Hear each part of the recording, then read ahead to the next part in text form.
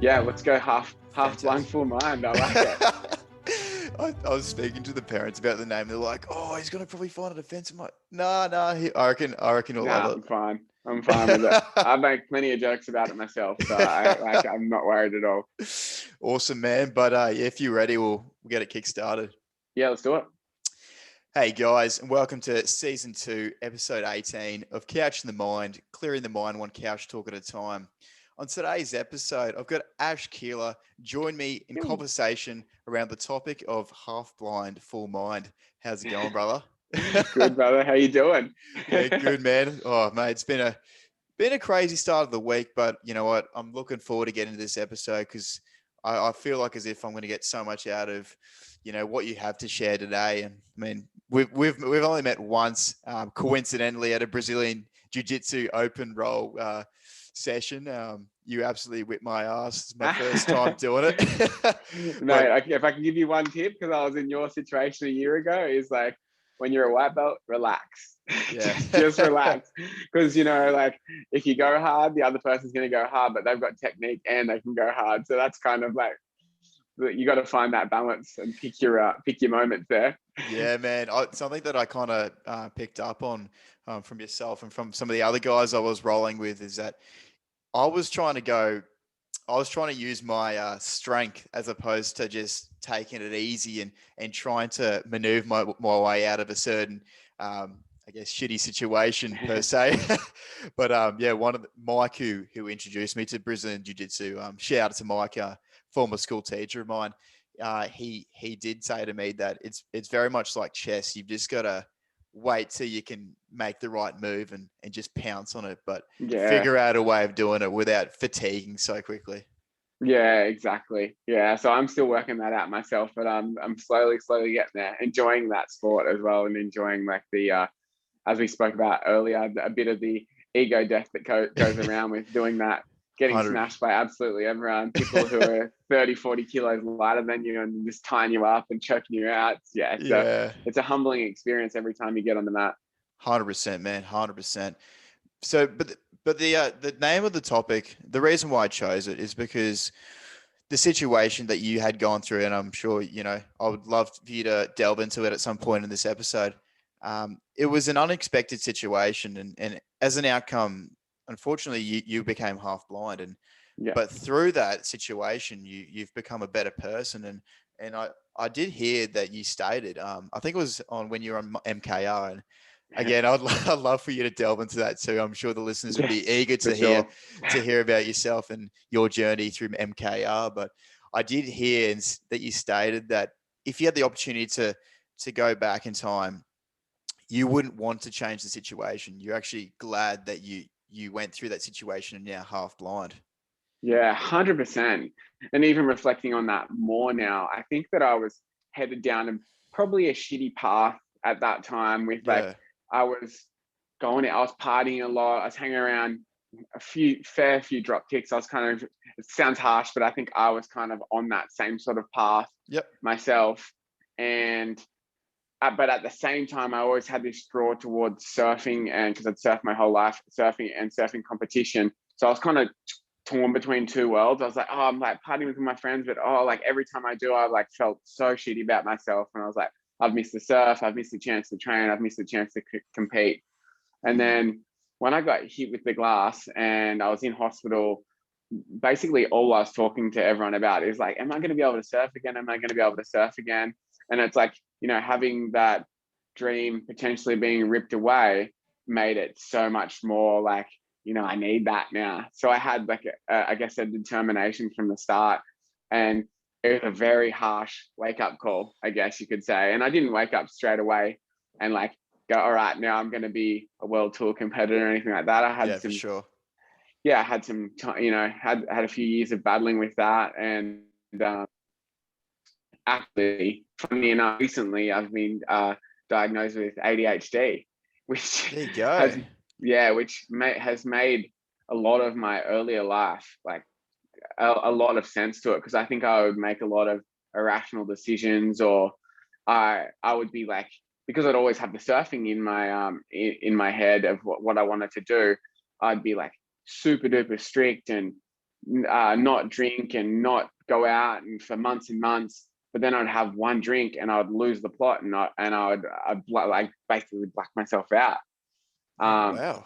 Yeah, and I thought that was just kind of the way some people drink or some people go out, but not really realizing that that was something to do with ADHD and that impulse control. Yep.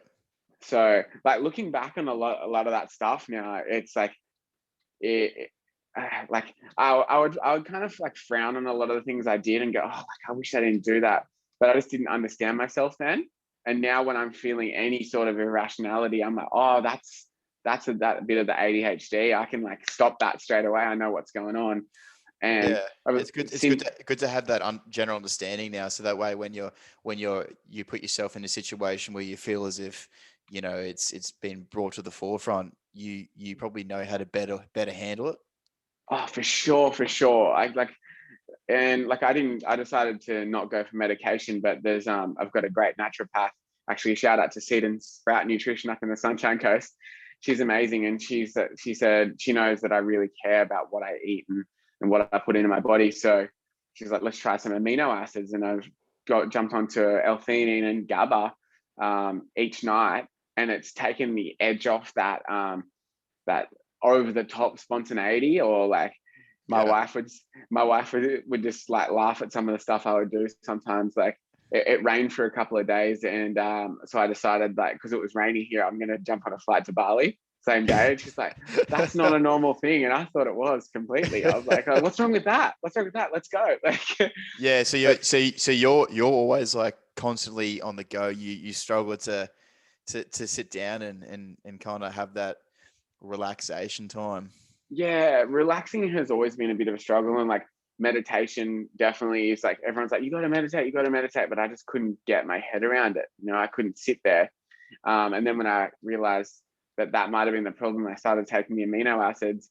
That helped me calm down a little bit. But then there's also different techniques for meditation for people with ADHD, like open eye meditation. Even though I'm open one eye meditation, but because it's easier to focus on a point and then breathe properly. So all these techniques have kind of changed my whole life over the last 6 months, which is pretty crazy. That's great, man. And that's the thing, for yourself, if you're getting something out of this, like if you're getting something out of taking the amino acids and trying that, a certain form of meditation, it doesn't matter if, oh mate, next door, it doesn't have the same sort of impact on them. But if it's helping you, man, just keep doing it, Yeah, exactly right. And like, I didn't want to take like any medications and then, not be myself, because I love who I am now and I love who I've become. So I didn't want to take that away. But having the amino acids has just given me maybe that little split second extra of decision making that's changing the way everything's going. So that's been the last 6 months. So that's been really interesting. But even before that, starting jiu-jitsu about a year and a half ago, that was a big help. Not knowing that was like a good outlet for ADHD, because they say anyone with that is drawn to extreme sports like fighting, surfing, snowboarding, skateboarding. And I was like, oh, I do 2 of those already. I didn't even know that was a thing. But even my wife said since doing jiu-jitsu that I'm just calmer all around. And I guess it's like it can also feel like you don't have to bark back at someone if they're being kind of crappy at you, because you can handle yourself a little bit more, and you're just like, all right, I can let that go. I've been like, I just got beat up by a bunch of people at class. Like, I don't need to get engaged in some sort of weird street argument or anything like that. Or you've got all that aggression out. You feel like as if you haven't left anything in the tank per se.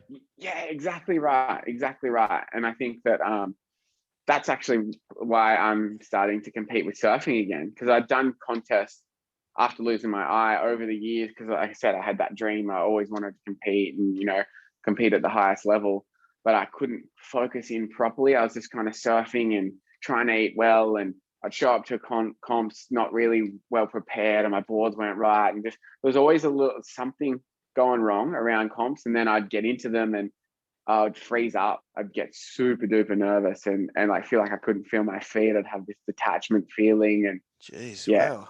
Yeah, and it happened event after event, and I'm like, I know I can surf. I've seen like the really good surfers, how they get Yeah, through their yeah. heats. And I'm like, I can do that. Like I do a couple of good turns. Like what's wrong with me? And then I think I just kept like building up this monster in my head. So I was like, okay, I'm in my mid-30s now. I've got a baby. Maybe it's not the smartest move to continue on with this. But then when I started jiu-jitsu and I threw myself into jiu-jitsu competition and realized how intense they were, like a whole nother level. It's like someone trying to choke you out intensely. There's a lot more a lot more Yeah. going on than a surf comp, you know. And I was like, oh wait, okay, now if I can handle doing a jiu-jitsu comp, I got third in a pretty big one. I think I can, you know, take that and focus in on some surfing and use all the things I've learned over the last few years from my mentality. And then now on top of that, knowing a bit about ADHD, I'm like over the moon to be competing in 5 weeks. I feel like I'm competing as a new person. So Oh, mate, good on you, man. yeah, thank If you. you're getting something out of Brazilian Jiu-Jitsu and you feel like as if it is helping you in terms of ADHD and just getting that competitive nature back into surfing and that urge and want to win and at the Yeah. highest of competitive levels, mate. Good on you. Yeah, it's super exciting. And like, no matter what, it's a huge task, you know, like there's everyone else is training super hard and, you Could know, imagine, they've, yeah. yeah, it's a high level sport, and I've kind of got myself into a decent event. This one coming up, like it's a 50 grand prize pool, and there's a lot of points that can go on to me either getting straight into the biggest events around the world or closer to them for next year. So Sick. it's a huge huge thing, but right now in the back of my head, all I keep thinking is, even though it's such a huge task, I think like, you know, what if I get to get there and I get to take out this huge event and then I'm straight onto the main stage of the tour and all that. It's like there's this small percentage chance that I can do it, so I'm gonna, you know, do my absolute best to get there. That's it, man. All you need is that small percentage for you to have that dream or that idea Yeah, of achieving something so high. And mate, you know, credit to you. I think you've put in the hard yards, and I think you're well deserved to win it, man. thank you. No, And anytime. it's not just about competing either. I realize that when I, you know, have got this focus in and I'm excited about it, especially now that I step up my diet, I step up my stretching, I make sure I'm meditating, I'm listening to podcasts, I'm doing so many more things that I might not necessarily do, which improves my life, my wife's life, my baby's life. It's kind of like once I get that purpose and that goal, everything else is starting to fall into place really well. So it's super exciting. That's so good, man. And I guess I'm gonna just take it back a little bit. So you stated that you've always been into surfing and you grew up on the water. Yeah. Yeah, so you went you've always loved it. You've had this dream idea of getting to the top and competing at the highest of levels and winning the bigger competitions. But then one day you went to a party at night Yeah. and you went through that situation where unfortunately something had occurred between two people and you got in the middle of it, and as a result you became half blind.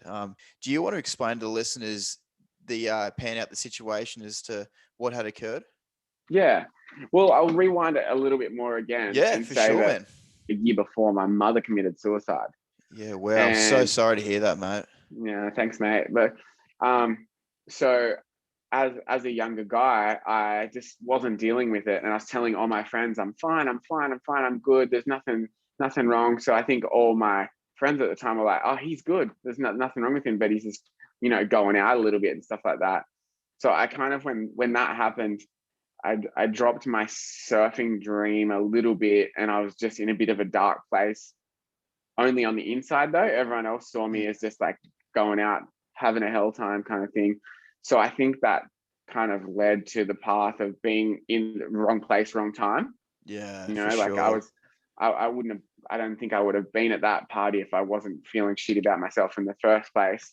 But how that injury actually happened was just I was at this party, and in between a couple of people, a couple of guys yelling at each other. One guy threw a glass trying to hit someone else and got me straight in the eye. There was a whiskey glass, went straight through my eye. Oh, Um, they took me to hospital and they sort of sewed my eye back together, and they said, not a good chance of any sight. But I was keeping positive. I was cracking jokes in the hospital. Again, maybe my way of coping, me thinking I was dealing with it well, but maybe potentially not, I guess I didn't want everyone around me feeling sorry for me. So I wanted to keep that real upbeat, like I'm stoked all the time and nothing's going to phase me kind of attitude. But looking back on it now, I think it was a bit of a cover. Oh, 100%, mate. And for those two particular situations of unfortunately losing your mother and then being at the wrong place at the wrong time, as you described it, and then unfortunately being glassed in the eye and now becoming half blind, do you feel like, cracking the joke and going out and partying all the time, do you feel like as if that was your sort of coping mechanism, and you maybe potentially struggle to sit down and just relax and be in your own sort of headspace at that sort of particular time? Oh, for sure. I didn't take a second to stop and really think about it. It was almost like my mother committing suicide and me losing my eye almost didn't happen, just to the point where I'd put an eye patch on, move on kind of thing. No, Yeah. even when people wanted to talk to me about it, I'd switch the convos, and not even in like a negative way. Like, yeah, it was a strange time because I didn't know I was doing it a lot of the time. I just thought I was happy, and I thought I was like Superman. I was like, I've dealt with these two things so well, but really the underlying was I wasn't dealing with it at all. You were just, you mean, it sounds like you were just keeping yourself busy Yeah, during these situations, and you never allowed yourself to think about it. And by you not having to think about it, you felt like as if you had moved on from those yeah, situations. yeah, definitely. And I would sort of act out like recklessly, like I said, in that same sort of fashion of like I wouldn't drink or do anything for ages, and then I would just all of a sudden I would just turn into this like monster. And like, yeah, so and that was clearly something that it was always just like bubbling up the surface, and I was trying to control it as much as I could. Yep. Um but yeah, so I guess anyone going through anything like that, I would say, swallow your pride and swallow your ego, and really go and talk to someone, and maybe not even your friends or family, because it might be hard at first to talk to them properly. I think I've spoken to therapists since then, mainly around sports psychology, but it's kind of come through. It's obviously psychology ties into everything, but it made me think I wish I spoke to someone earlier about all that sort of stuff, and I think it might have cleared my head up much sooner. Well, it's interesting you say about the idea of having to swallow the pride, because we do have this ideology. We hold on to this ideology that because we reach out to those, whether it be a family member, a friend, or a work colleague, whoever, we find as if, I don't know, we feel like as if it weakens us as a person, Yeah, and it brings embarrassment and shame upon ourselves. yeah, Whereas when you actually write that off and you have that first conversation, you say, hey, this is what's happened to me, I'm struggling. yeah. You're surprised how many people may be like in the same sort of situation or same sort of boat as you are in, and you go, you know what, I'm actually struggling with this as well. Maybe we can kind of talk about these things and help each other get through this Yeah. time. See, I was almost in another way. The more I acted, not tough, but just like I was over it, like there was no stress. That's how I thought people would feel better about it. Like Yeah, yeah, that's. I got So you. I was almost trying to get recognition off people for look how well I'm doing. Like so I wasn't. I was like, look at me, I'm sweet, I'm surfing already. I'm like I'm fine. Um, Is that so you could kind of get that confirmation, your own personal confirmation that what you're doing or how you're coping with these scenarios is like a good way of doing it? Is that why you yeah. kind of wanted that affirmation or like that recognition from others? Yeah, I think subconsciously, yeah. It was Yeah. nothing I was doing on purpose, but subconsciously looking back on it, for sure. Yeah. And you also stated that during this period, it was a pivotal change in your life. You felt like you stated that when you lost your mother, you kind of became a bit reckless and you ended up going to parties and probably hanging out with the wrong sort of people. For sure. But when when you became half blind, you highlighted to me before this interview that it was a pivotal part of your life, and it kind of put you on the back on that right path of success again. How did that kind of change you as a person? Well, I think it was, and it didn't happen immediately. I think it was over a couple of year period. But I think that it was, I just started looking for answers from other people, from other like motivational people. I even started just like listening to different podcasts, and I think that the role models I had around me as I was younger weren't necessarily the best role models, but they were who I had. So that's kind of who I, looked up to. And then I started to realize there's better people to look up to. There's better father figures, there's better a whole. So I kind of, when I like look for someone to sort of look up to, I guess I look at their whole life, not just an athlete, but if it's an athlete with a happy wife and kids, with that's doing charity work on the side, that's the full that's package. They're happy in their career. Because I used to sort of just like look at one person who's a top level athlete, and think they were the best, like someone like Andy Irons, who is like this amazing Hawaiian surfer. I'm not sure if you know much about surfing. He was just this like, top level animal competitor, but out of surfing, he had a ton of demons. And I kind of I would look at him and I was like, he's partying, he's that, but he's still the world champ surfer. That's cool. And I would look up to the wrong sort of person.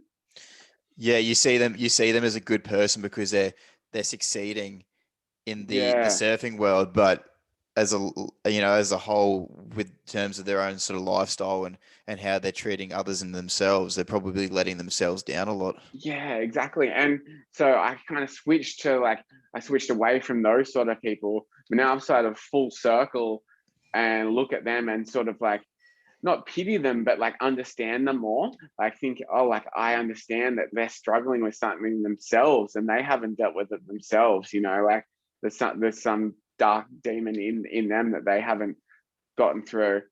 So I think it's a really cool time in my life to start to feel like I'm really starting to get it together, so then I can maybe help some other people get through some tough situations as well. No, that's great, man, and that's the main thing. I think the main thing is knowing and understanding that what you may be going through at a certain point, you're not alone. No. The situation might not be the same at hand, but how you're feeling and what you may be going through, there are many, many others that are experiencing the same sort of thing, and it's such a common thing. The general understanding of just being and holding on to things in the inside and just showing a different sort of personality to others.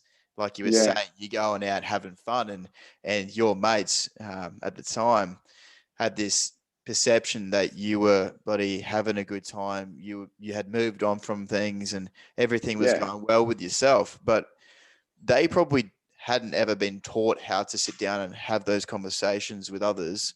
And I think that's the main thing, to have that general understanding that when someone says that they're doing well, it doesn't necessarily mean that they're doing well. It's just it's a quick front that they put on, and it's easier to say that rather than to get into depth and talk about a certain situation. It's like 4 or 5 words. I'm doing well. 3 words. Sorry. As you can see, I'm not very good with maths, but 3 words. I'm doing well, and it's so much quicker to say it. Yeah.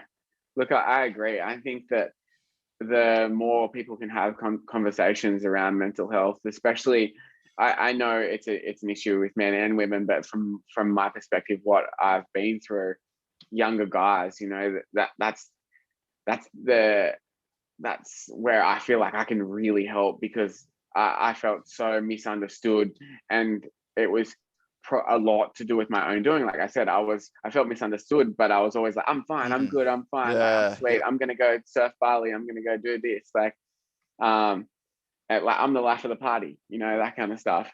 So I would think if someone's listening to this and they've got a friend who's potentially the life of the party, look into their life a little bit more and see if they are really happy, genuinely. Because just from my experience, that was probably where I was at my peak of being that sort of like happy life of the party guy, was probably where I was at the peak of my most like foggy brain, you know, like not knowing what I'm doing. I was kind of just on autopilot. Yeah, that's exactly right, mate. You couldn't have said it any better. Just to check on those people that are always constantly busy, or like you said, the life of the party. They look like they're the happiest people in the world. Those, most likely, those sort of people are the ones that are probably struggling the most. Personally, I like to I would think so, but and the ones that are more inclined to sit down and just be at one, or do their own independent thing, are the ones that are probably better at handling these situations. Yeah, I think you're 100% right. And yeah, it'd be nice to be able to, have those conversations younger. I think even, primary school, high school, that they need to be talked about. I think there's a huge gap in the school systems for sure with mental health and understanding different things like ADHD and autisms and all that sort of stuff, and how to manage them without cramming drugs down their throat at the same time as well. Just, I think, like, from what I've done recently with like research with ADHD, a lot of the ADHD stuff is getting them to focus on something they like, and once they do, they're going to excel. I think that's going to be key in the future. And I think the reason I've looked so much into that now is because I have a 14-month-old son, and it's 50-50 he's going to get ADD now. So I'm like, the more I can understand that, and the more I can reflect on things I could have done better, and the more I'm going to be able to help him if he does end up in the same situation as me with that, but much younger. And so I'm hoping I can get him to understand meditations and outlets for creativity and sports and whatever he wants to do, keep him happy and keep him on I would hope, a better path than what I was on originally. No, exactly, mate. I think you're exactly right in that. I think if we can get into the school system, especially even in preschool, like you even start at year 1 or 2, just very basic stuff. Like you say, if you cry, don't feel like you're weakened by doing this. Yeah. Or, talk to your parents. If someone bullied you at school, don't just keep it to yourself. Very basic stuff. And as the years go up, obviously it becomes a little bit more in depth. But once you finish school, I'd love to think that kids could come out of school, and if they were struggling, they would know what to do. They would know why they're feeling like this, how to cope better, in that situation at hand, and ultimately how to better themselves. Yeah, exactly. Like, I mean, catching themselves before they end up binge drinking or binge eating, or, just putting themselves in the wrong situations. I think that would be awesome. And because that's how I feel now. I feel like now that I finally understand some things, and I'm 36, so I wish I got told that a lot. Mate, you don't look a day older than buddy 26, mate.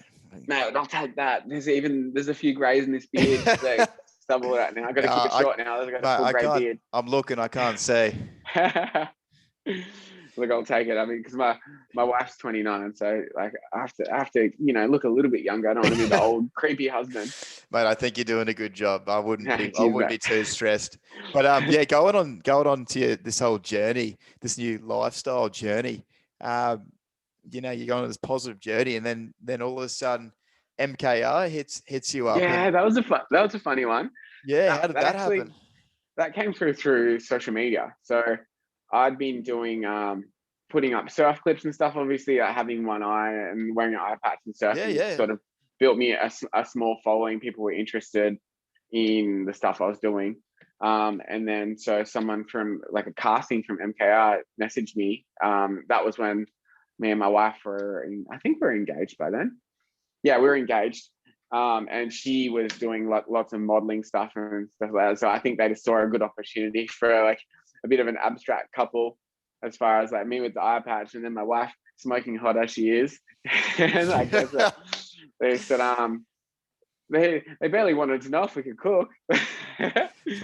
Captain Jack Sparrow and he's bloody Miss Australia. Yeah. No, so because we were actually posting some stuff on social media, some of the meals we were cooking for each other, really. So I think that they took some interest in that as well, and they asked us, and it was there must have been a hole in the casting because it was a super quick turnaround. So they must have been looking for someone for a while, and I said yes even before speaking to my wife. I was like, we might as well do it. It'll be fun, right? So I get home from the surf after I'd been speaking to them, and I was like, to my wife, I was like, I think we're going to go on MKR. And she's like, don't you have to try out for that? And I said, I think they're coming here tomorrow to film a little thing of us cooking. And I was like, so the next day, sure enough, they showed up, full film crew. And we cooked some stuff, didn't catch on fire. They thought it was all right. And that's we what were we cast want, like a couple of weeks later.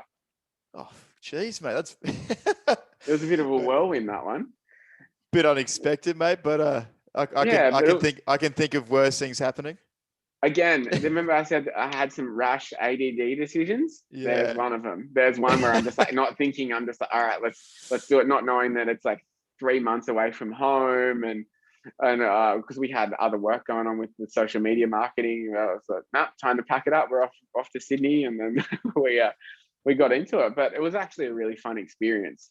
But man, I rate that. I actually rate the fact that you just there was no thought processing in it. It just went, yeah, let's just do it, because I think life's all about giving things a go, and it's so easy to continue to work really hard on what you're doing with your social media platform. But like, if an opportunity arises, I reckon, why not? You'll always be kicking yourself thinking, I could be on that show. Like what could have been out of it if we were there? Yeah, exactly right. And I'm definitely glad we did it. There's a lot of big characters on there, and they obviously picked people to sort of clash as well. I think that's part of the reality TV. It wasn't just about the cooking. It was definitely about a bit of drama. Yeah, that's what makes bloody reality TV, mate. That's what TV's all about. Exactly right. You get the dramatic orchestral music in the background as the build up, and then someone says something to someone, and buddy garlic gets bloody thrown to the other side of the room or whatever.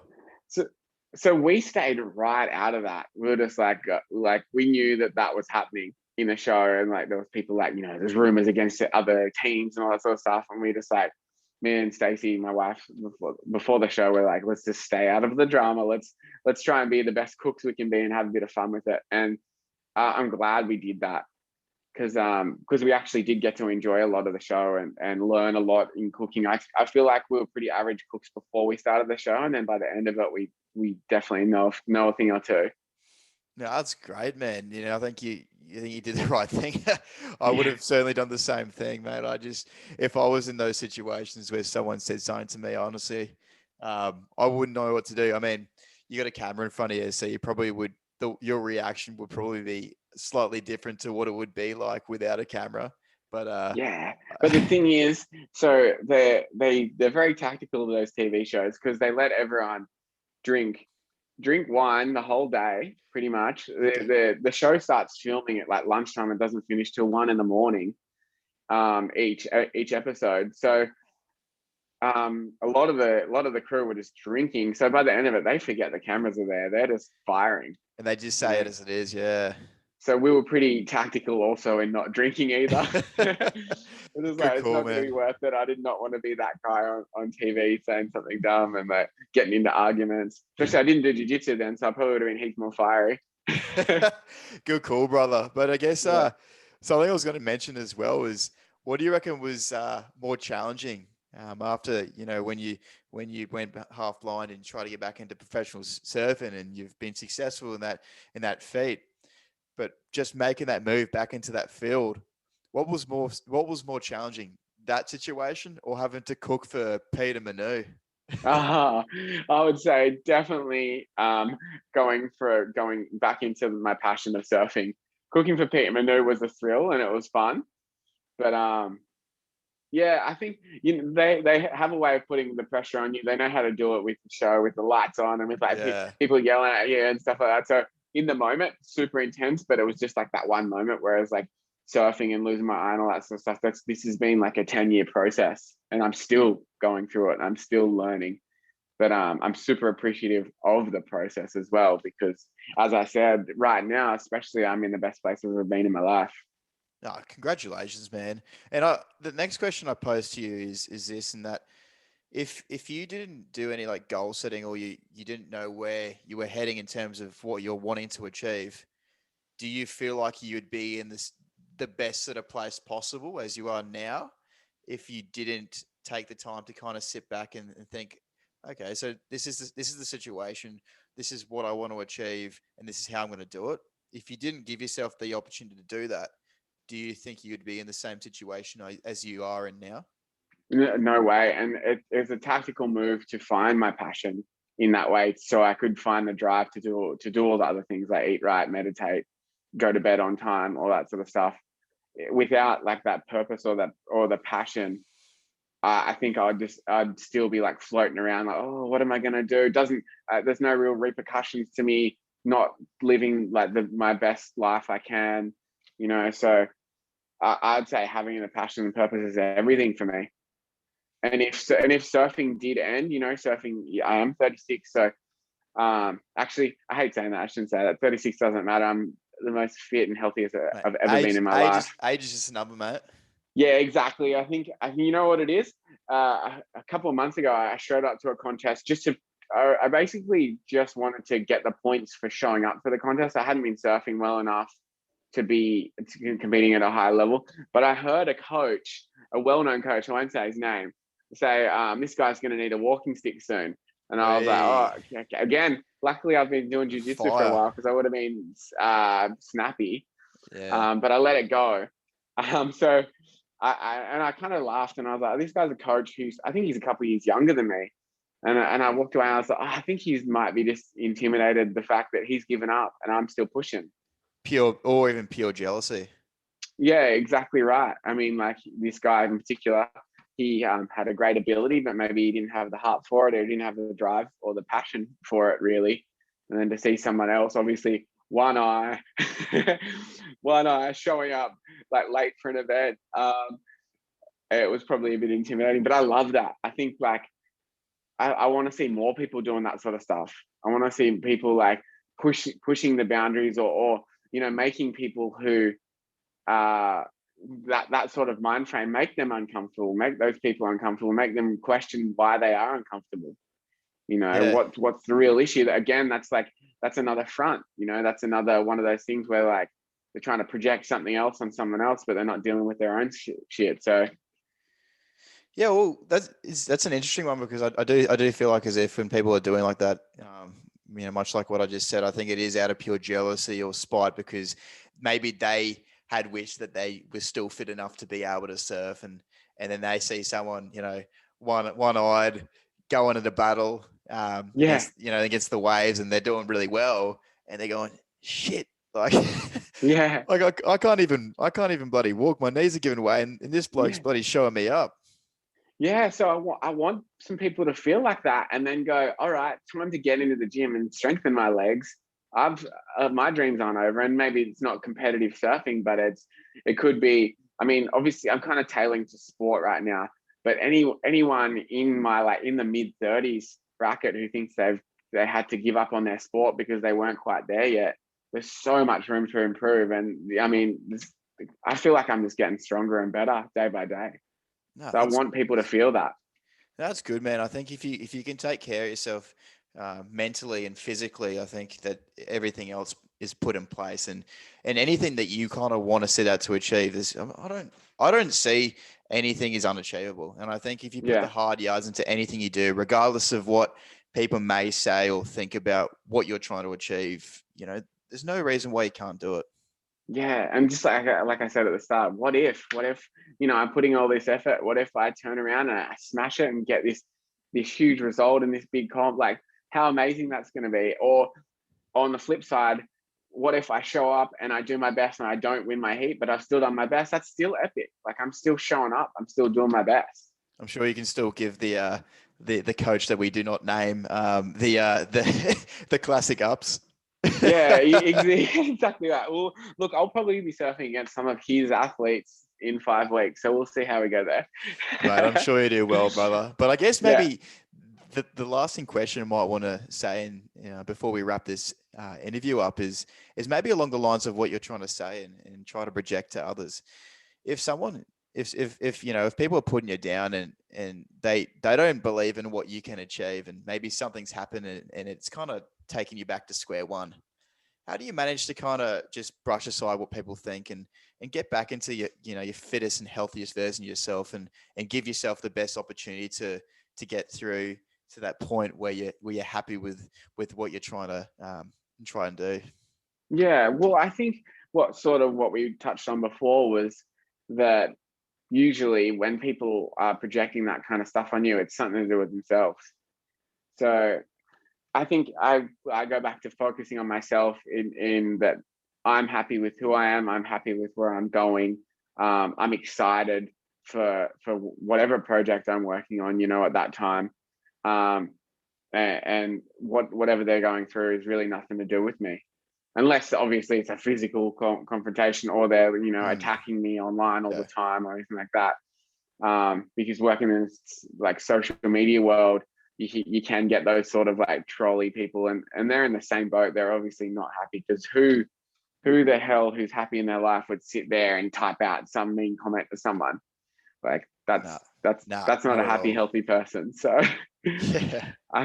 I think just remembering that, they're probably not in their best situation they can be in physically or mentally, and focus on myself, focus on my family, and focus on my friends, and just keep going forward. Oh, that's great, man. I think you're honestly a true inspiration to those that may be going through maybe a tough time, and they are struggling to find that light at the end of the tunnel. But you're the classic example of giving the reassurance to those who may be going through those situations that it is possible, and that no matter what you go through, there's no reason why you can't continue to strive, for success. And mate, credit to you, brother. Yeah, thank you, 100%. I think again, I'll say again, find your passion, find your purpose, and it doesn't have to be like an athletic one. That's just what works for me. But it can be, making a better life for your family. It can be improving your health. It could be something as simple as just wanting to be healthier. That can be your passion, because that leads into so many other things. So find your passion, find your purpose, and you'll be killing it.